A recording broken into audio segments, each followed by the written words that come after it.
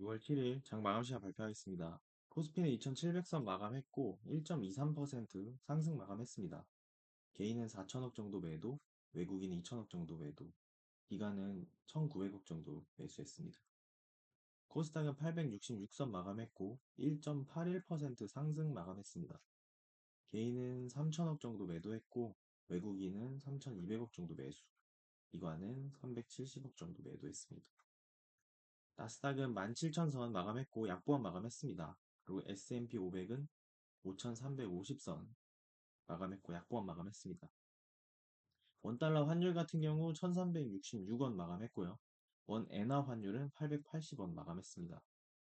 그리고 WTI 유가는 75불 마감했습니다. 그리고 휘발유는 1,661원 마감했습니다. 그 구리는 이제 다시 만 불을 넘어섰는데요. 1,036불 마감했고 2.35% 상승 마감했습니다. 그리고 천연가스는 2.82불로 또 2.32% 상승 마감했습니다. 국제금은 2,390불 마감했고요. 국내금은 10만 4천 원선 마감했습니다. 비트코인은 9,800만 원선 마감했습니다. 오늘 이슈 보시면 가장 큰 이슈였죠. 10시부터 기자회견이 있었는데 액트 지오사의 대표 아브레우 씨가 이제 우리가 궁금했던 점들을 다 설명을 해줬습니다. 그래서 140억 배럴의 석유와 가스 매장된 근거를 또 제시해줬고요. 또 성공 가능성과 앞으로 어떤 식으로 해야 되는지. 그래서 답은 시추다. 지금까지 모든 데이터와 그런 근거들을 봤을 때 이제 시추 단계로 넘어가야 한다. 시추를 해서 까봐야 안다. 뭐 이런 식의 발언을 했고요. 그리고 이제 가장 최근에 큰 유전을 발견했을 때 가이아나 유전인가요? 일단 거기는 16% 정도 성공률이 있었다고 합니다. 근데 이제 우리나라는 현재 20% 확률로 성공 확률이 있다고 하는데 진짜 시추를 해서 이런 그 유전이 나온다면 정말 좋겠네요.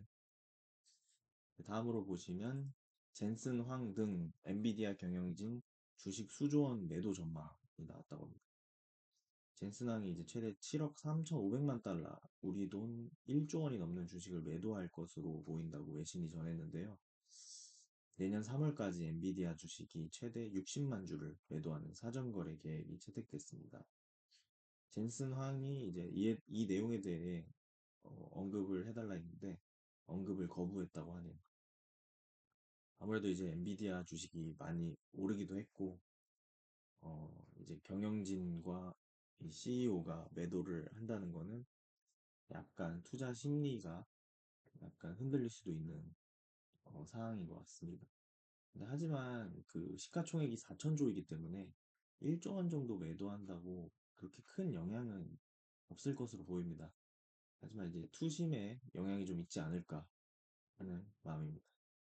좀 지켜봐야겠네요. 다음으로 이제 삼성, SK하이닉스 반도체 품귀가 계속되고 있다. 이제 엔비디아에 이어 인텔과 AMD도 AI 반도체 칩을 만들고 있죠. 그래서 이제 이 AI 칩을 만들기 위해선 HBM이 필요합니다. 이 HBM은 삼성, 하이닉스, 마이크론 이 세 개사가 만들고 있는데요. 이제 수요 폭증에 공급 부족 현상이 당분간 지속된다고 하네요. 그리고 또 일각에서는 이 3사가 너무 많이 HBM을 만들고 있어서 나중에는 공급 과잉이 되지 않겠냐라는 의견도 나오고 있습니다.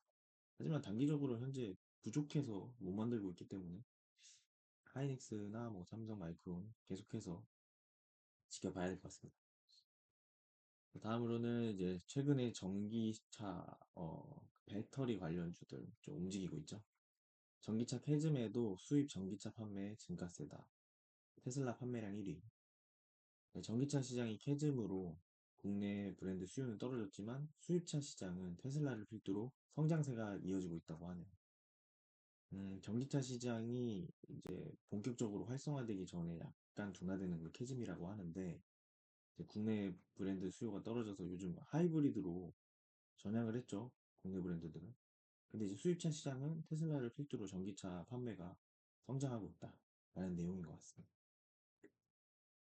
그리고 뭐 MSCI가 뭐 공매도 접근성에 대해서 마이너스 평가를 했다고 하고 올해도 이제 선진국 지수 편입은 물 건너 갔다고 하는데 약간 여론을 보면 공매도 금지가 더 낫다. 선진국 지수 편입보다 뭐 이런 내용도 있고 증권가에서는 공매도 전면 금지가 선진국 지수로 들어가기가 어려워진다라고 합니다. 그래서 이거는 어떤 게 더 좋을지는 모르겠고 일단은 현재 시장의 분위기와 여론은 공매도 금지를 더 유지하는 것에 더 초점을 맞추고 있는 것 같습니다. 다음으로는 이제 삼양식품 목표 주가 두 달 사이 세 번 상향했다. 하나투자증권이 30만 원에서 80만 원까지 상향했습니다. 1분기 실적 발표 후 껑충 올랐다. 그리고 공장 확대 발표 후 껑충 올랐다. 4월에 30만 원 목표 주가를 제시했었는데 5월에는 60만 원, 지금 현재 6월에 80만 원까지 목표 주가가 뛰었다고 하네요. 그래서 잘 보시면 음, 이건데요. 하나투자증권이 30만 원에서 80만 원까지 올렸다는 기사인데 이 모든 이유는 예상치 못한 폭발적인 매출 증가라고 합니다. 무엇보다 라면 수출이 두 배 가까이 늘어났기 때문이고 삼양식품이 최근 밀양 제2공장을 확대 계획 공시하자 시장에서는 회사의 실적 증가가 가시화됐다면서 목표 주가를 많이 올린 상태입니다. 이제 이거 보시면 2023년에 1조 2천억 원 수준인데 25년 전만 보면 2조 원까지 갔죠. 거의 매출이 두 배나 오르고 영업이익은 거의 약 3배 수준으로 급격하게 올라가는 모습입니다. 이렇기 때문에 또 목표 주가도 올라가고 밸류에이션도 재평가 받아서 80만 원까지도 제시가 나오고 있는 상황이고 어, 올해 4월에 20만 원이었습니다. 삼양식품이. 근데 오늘 얼마죠? 오늘 60만 원으로 끝났네요. 그래서 삼양식품은 80만 원까지도 목표 주가가 제시됐다. 그래서 계속 이 미국에서 많이 샀죠. 올라가고 있습니다. 화장품도 미국에서 지금 많이 사주고 있죠. 그래서 소비재들이 강세입니다. 저가형 화장품, 그리고 저가 가성비 있는 라면, 이런 것들이 요즘 트렌드고 대세인 것 같습니다. 다음 보시면 HLB가 이제 리보세라닙 허가 관련 FDA 미팅을 가진다. 7월 2일에 진행한다고 하네요. 항서제약 퍼실리티 문제 파악이 가능할 전망이고 빠른 시일 내에 보안 서류 제출해서 절차를 마무리한다고 하네요. 이 퍼실리티 문제가 제가 봤을 때는 이제 실리콘2 공부하면서 봤는데 최근에 이제 FDA에서 퍼실리티 관련돼서 그 규제를 엄청 강력하게 강화를 하고 있습니다. 그래서 이 항소제약의 퍼실리티 문제가 그렇게 쉽게 해결될지는 잘 지켜봐야 될 것 같고 이 문제에 대해서 HLB랑 항소제약이 적극적으로 좀 대응을 잘 한다면 또 통과도 할 수 있지 않을까. 물론 이거는 불확실하기 때문에 좀 지켜봐야 될 것 같습니다. 바이오주 뜰까? 알테오젠 오늘 많이 상승했죠. 머크발 훈풍의 최고가. 에코프로 장중에 제치기도 했다. 오늘 알테오젠이 역대 최고가 경신하면서 에코프로 장중에 시총을 제치기도 했습니다. 최근 뭐 아마케 아스코에서 머크 독점 계약인 키투르다에 대한 발표가 있었죠. 그래서 자세히 보시면 잠시만요. 알테오젠이 이제 미국 아마케에서 글로벌 제약회사 머크와 독점 계약을 체결한 키투르다의 피하 주사 제형이 부각돼 가지고 많이 올랐습니다.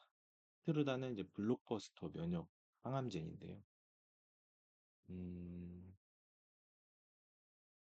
키투르다와 모더나의 mRNA 백신을 함께 사용한 임상 이상 결과를 발표하면서 키트루다가 획득한 모든 적응증을 피하 주사 제형으로 전환할 수 있다고 이제 머크가 설명했습니다. 이 머크의 기술 이전 로열티를 받고 있는 게 알테오젠인데요. 그래서 머크가 이 키트루다에 대해서 이렇게 임상 결과를 좋게 발표하고 이럴수록 알테오젠은 로열티가 더 올라가게 된다고 합니다.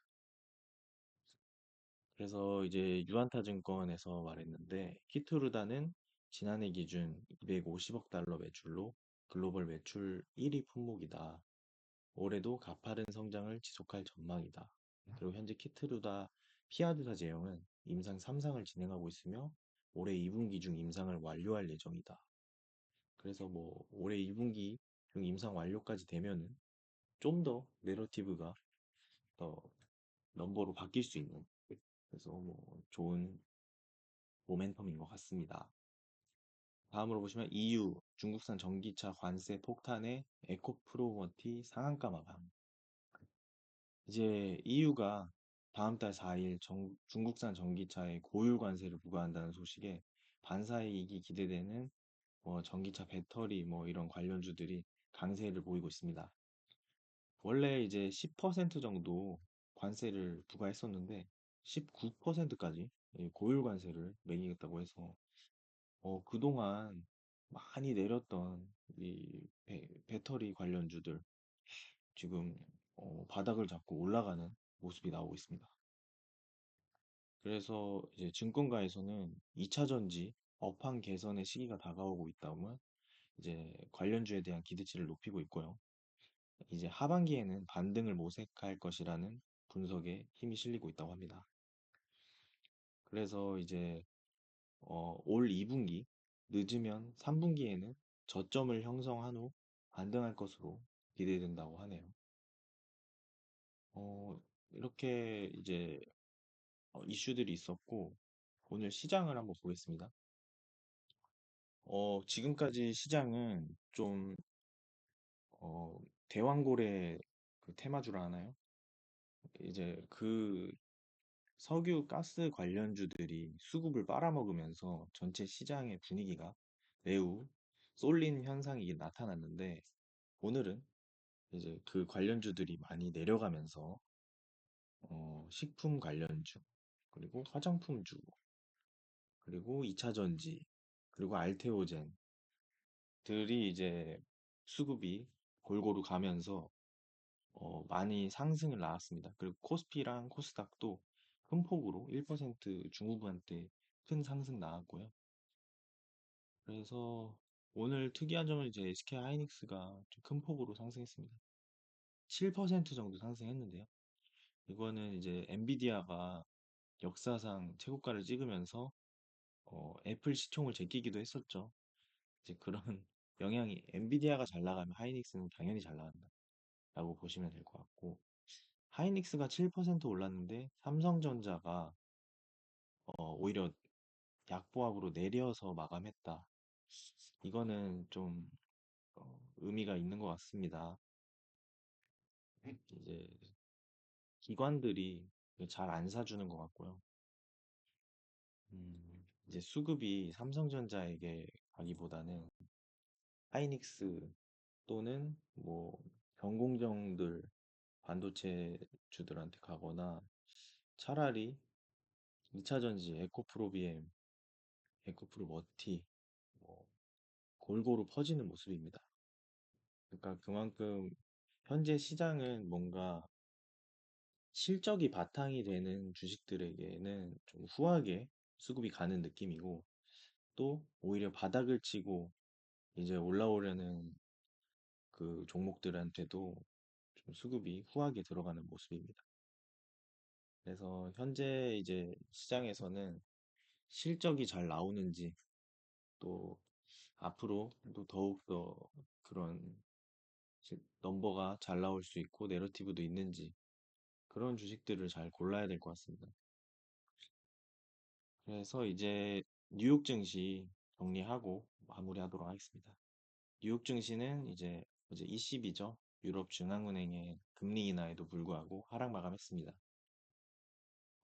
이 전날에는 캐나다가 금리 인하해서 엄청 크게 상승을 했었는데, 그래도 유럽 중앙은행이 금리 인하에도 혼조세를 보인 이유는 금리 인하 여건이 이제 앞으로도 쉽지 않을 것이라는 관측이 나왔기 때문인데, 그래서 이제 투자 심리가 신중한 양상이 나오고 있습니다.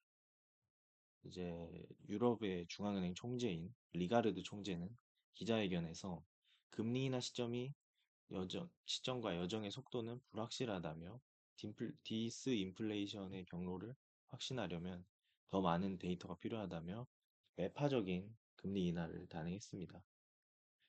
게다가 이제 엔비디아에 대한 이슈가 많이 나왔는데 첫 번째로는 미 연방거래위원회에서 오픈 AI와 마이크로소프트, 엔비디아에 대한 반독점 조사를 하겠다는 소식도 나왔고 두 번째로는 젠슨 왕이 1조 원에 달하는 금액을 매도할 계획이라는 보고서를 제출했다는 사실에 이제 투자 심리가 좀 흔들려서 전체적으로 하락했습니다, 시장이. 근데 이제 금리 인하에 대한 기대감으로 이제 또 밈 주식인 게임스톱이 다시 한번 크게 상승했는데요. 이제 금리 인하로 인해 수급이 밈 주식 쪽으로도 흘러가고 있는 것으로 보입니다. 오늘 밤 9시 반에 고용지표 발표가 있는데 요즘 시장은 이제 배드 이즈 굿이죠. 나쁜 지표가 나오면 금리 인하하겠다 하고 좋아하는데 또 너무 나쁘면 뭐 경기 침체 우려가 난다라고 하기 때문에 적당히 나쁘게 잘 나와야 될 것으로 보입니다. 그래서 이제 오늘 나올 경제 지표 잘 체크하면서 시장 잘 팔로우 해보겠습니다. 이상입니다.